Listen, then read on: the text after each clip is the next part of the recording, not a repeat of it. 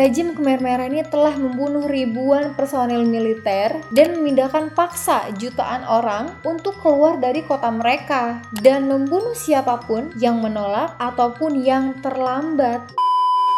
Kalian pernah gak sih mikir, negara kecil di Asia Tenggara yang namanya Kamboja itu sejarahnya gimana ya? Kok bisa gitu ada negara yang namanya Kamboja? Apalagi kita kenal kalau negara Kamboja itu adalah neraka dunia gitu.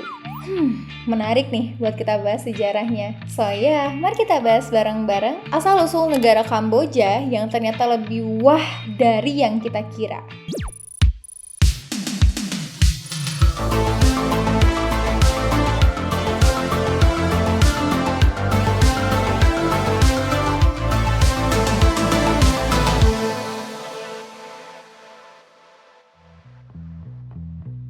Halo guys, Assalamualaikum warahmatullahi wabarakatuh. Apa kabar teman-teman semuanya? Semoga sehat selalu dan jangan lupa buat jaga kesehatan terus ya. Oh iya, aku mau ngingetin berkali-kali sama teman-teman semuanya yang belum subscribe, please subscribe dulu dong, karena subscribe itu gratis. Oke, jadi hari ini kita akan diskusi bareng nih tentang sebuah topik dari sejarah sebuah negara yang kita kenal dengan neraka dunia. Kira-kira apa negaranya? Yaps, betul, Kamboja. Nah, ibaratnya nggak ada asap kalau nggak ada api. Makanya dengan keadaan negara Kamboja yang sekarang, kita juga harus tahu nih sejarahnya kayak gimana. Jadi gini guys, sebelum sebuah negara yang bernama Kamboja itu berdiri, di wilayah sana udah ada peradaban kuno yang keren yang namanya Funan dan Chenla. Ini tuh sekitar abad pertama sampai ke 9 Masehi. Nah, mereka tuh udah punya sistem pertanian yang hebat, pelabuhan dagang, dan hubungan baik dengan India serta Tiongkok. Bahkan katanya ya, budaya India tuh sangat melekat banget di sana pada saat itu, dan sampai mempengaruhi sistem kerajaan yang ada di sana. Oke, sekarang kita bahas sedikit aja tentang Funan. Kayak apa sih kerajaan Funan tuh? Jadi, dalam kronik-kronik China, nama Funan sendiri digunakan sebagai sebutan untuk sebuah kerajaan yang ada di dekat Sungai Mekong. Nah, wilayah ini yang sekarang jadi Kamboja nih. Kerajaan Funan bisa dibilang kerajaan Hindu pertama di Asia Tenggara, kerajaan terbesar yang sangat berpengaruh pada saat itu. Nah, kalau kalian mau tahu wilayahnya, jadi sekitar pertengahan tahun 1990, ada tim arkeolog yang melakukan penelusuran dan penggalian secara sistematis di desa Pumip Penum, Angkor Borei, Provinsi Takeo, Kamboja. Dan kalau bukti-bukti dari arkeolog yang ditemukan, kerajaan itu amat sangat dipengaruhi oleh budaya India nih. Apalagi kan faktanya bisa dibilang kerajaan Funan ini punya hubungan yang cukup baik nih sama negara India. Dan selain dengan negara India, kerajaan Funan juga punya hubungan yang baik dengan negara Tiongkok. Para pedagang dari Tiongkok dan India biasanya kalau mereka mau berdagang, mereka tuh transit dulu nih di Funan untuk menukarkan sutra atau menukarkan barang-barang logam dan ditukar dengan rempah-rempah seperti kayu manis, kapulaga, dan lain-lain. Jadi bisa dibilang pada saat itu kerajaan Funan tuh kerajaan yang cukup besar wilayahnya, besar pengaruhnya, dan bisa dibilang kerajaan yang cukup maju lah pada saat itu. Tapi kerajaan Funan itu bisa runtuh guys, karena besar wilayahnya diambil oleh kerajaan Chenla. Tapi sebetulnya bukan hanya itu sih penyebab kenapa kerajaan Funan ini bisa runtuh, karena bisa dibilang pada saat itu kerajaan Sriwijaya juga baru berdiri. Jadi amat sangat mempengaruhi kekuasaan mereka di sana. Apalagi pada saat itu jalur perdagangan di Asia Tenggara diambil alih semua nih oleh negara Tiongkok. Jadi runtuhlah kerajaan Funan pada saat itu. Nah, kalau kalian sendiri udah pernah dengar belum nama kerajaan Funan? Coba boleh komen di bawah ya.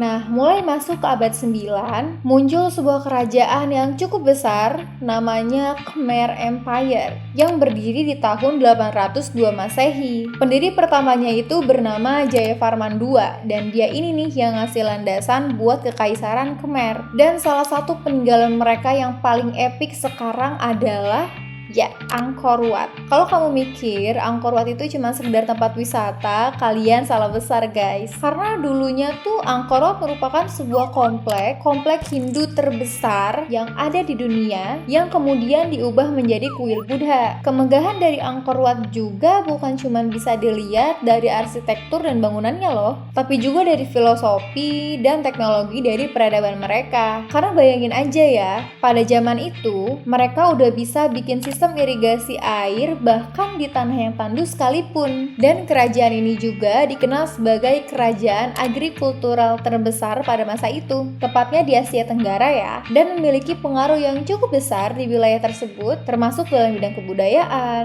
politik, perdagangan, dan lain-lain. Tapi for your information ya guys, ternyata kerajaan Khmer juga punya hubungan yang baik loh sama Nusantara, khususnya di bidang perdagangan dan kebudayaan. Misalnya dengan kerajaan-kerajaan yang ada di Jawa dan juga kerajaan Sriwijaya. Kerajaan Khmer juga bisa dibilang sebagai kerajaan penerus kerajaan Chenla, yang merupakan sebuah kerajaan besar di masa sebelumnya. Tapi sayang banget guys, kerajaan Khmer itu nggak bisa bertahan lama. Karena mulai abad ke-13, kerajaan ini tuh udah mulai melemah nih karena ada konflik internal di dalamnya. Dan nggak cuma itu aja, mereka melemah karena ada serangan dari Siam ataupun Thailand dan dari Viet ataupun Vietnam. Lalu pada abad ke-13, Kamboja ini jadi wilayah rebutan nih guys antara Siam ataupun Thailand dan juga Vietnam. Akhirnya nih di tahun 1863, Kamboja minta bantuan lah ke Perancis untuk menangani masalah ini. Tapi gitu ya guys, kayaknya Eropa tuh udah kebiasaan mengambil kesempatan dalam kesempitan gitu. Mereka dimintain tolong tuh malah menjajah. Kayak gue minta tolong sama lo nih, tapi lo malah ngejajah gue. Nah dari situlah Kamboja jadi negara French Indochina bareng sama Vietnam dan Laos. Kalian pernah ngebayangin gak sih negara yang lagi kesusahan dan minta bantuan justru malah dijajah sama orang yang mereka percaya? Kayak ibaratnya tuh teman minta tolong tapi malah nyusahin gitu. Setelah Perang Dunia Kedua selesai, akhirnya Kamboja merdeka lah di tahun 1993. Tapi ternyata nggak bisa tenang juga nih Kamboja, karena setelah mereka merdeka, justru mereka malah mengalami masa yang kelam banget deh pokoknya. Karena tahu nggak, di tahun 1975 muncul rejim yang dinamakan Khmer Merah yang dipimpin oleh Pol Pot guys. Bayangin aja ya, dalam waktu 4 bulan, kurang lebih 2 juta orang Kamboja dibunuh secara tragis, bisa dibilang 21% penduduk di sana lah. Itu kan angka yang lumayan ya. Dan peristiwa ini dikenal dengan genosida Kamboja, salah satu tragedi kemanusiaan terburuk dalam sejarah manusia abad ke-20. Motifnya nih, kenapa sih si Pol Pot ataupun dari orang-orang Khmer Merah ini tuh melakukan ini semua? Karena mereka pengen bikin negara agraris murni, dan semua yang dianggap orang intelektual, bahkan ya orang cuma pakai kacamata aja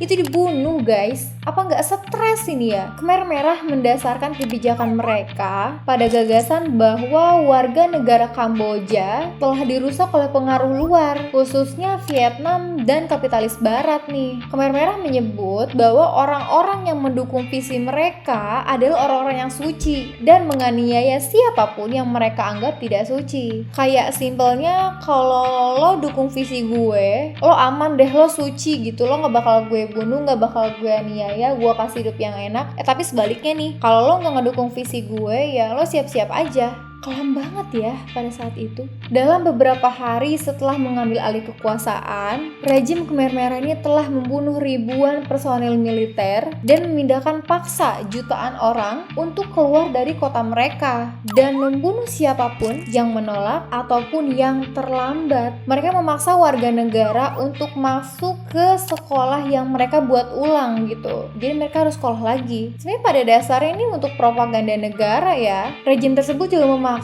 agar orang-orang mau tinggal dengan keluarga yang lain. Tujuannya ya untuk menghancurkan struktur keluarga lah. Khmer Merah juga menargetkan kaum minoritas di sana, khususnya kayak Tionghoa, Vietnam, dan Muslim. Diperkirakan lebih dari 80% dari mereka tuh sudah terbunuh di sana. Selain itu, siapapun yang dianggap sebagai tokoh intelektual, dokter, pengacara, guru, bahkan orang-orang yang hanya sekedar pakai kacamata atau mampu mampu berbahasa asing pun jadi sasaran gitu. Kayak ngapain? Kenapa mereka dibunuh? Mereka kan gak salah. Dan yang menjadi sasaran khusus dari rejim ini adalah penduduk daerah yang dekat dengan perbatasan Vietnam. Kemudian pada tanggal 25 Desember 1978, Vietnam mulai menginvasi Kamboja. Vietnam berusaha menyingkirkan Khmer Merah dari kekuasaannya. Awalnya para penyintas rejim Khmer ini menganggap kalau mereka datang sebagai pembebas. Tapi mereka segera dan langsung dianggap sebagai penjajah juga nih.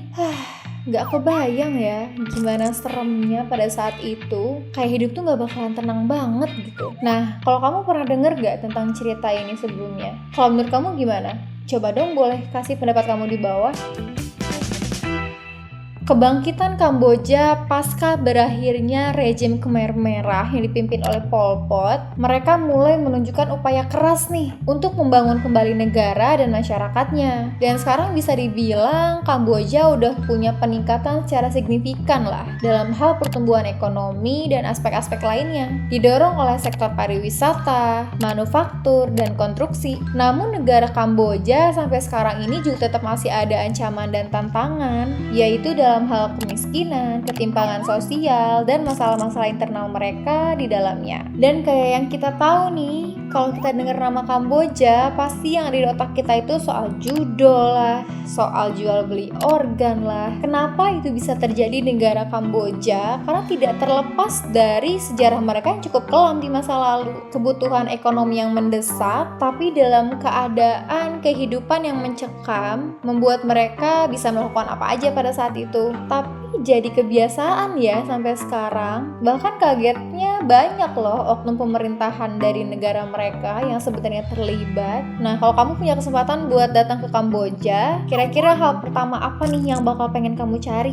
Coba dong komen di bawah. Jadi guys, ternyata perjalanan negara Kamboja itu cukup lika-liku ya. Berawal dari kerajaan Funan yang cukup besar, megah, mewah, dan cukup berdampak pada saat itu di Asia Tenggara, lalu mulai mengalami masa gelap, peristiwa genosida, pembunuhan di mana-mana, dan sekarang mereka pelan-pelan mulai bangkit kembali. Karena bisa dibilang sejarah di masa lalu itu harusnya jadi pelajaran ya. Nah, jadi itu dia guys, sejarah singkat tentang asal-usul berdirinya negara Kamboja. Gimana menurut kamu? Coba dong kasih pendapat kamu di kolom komentar. Oh iya, kalau kalian merasa informasi dari aku kurang lengkap, kalian boleh banget ya sharing dan diskusi bareng teman-teman yang lainnya di kolom komentar. Kalau kalian punya ide tentang topik apa nih yang harus aku bawain, kalian boleh banget komen di bawah juga. Kalau kalian suka sama videoku, kalian boleh tekan tombol like, dan jangan lupa nyalain lonceng supaya nggak ketinggalan konten-konten aku selanjutnya. Dan gak lupa aku mau ingetin lagi buat kamu yang belum subscribe, please subscribe dulu. Terima kasih sudah nonton videoku. Sampai jumpa di videoku berikutnya.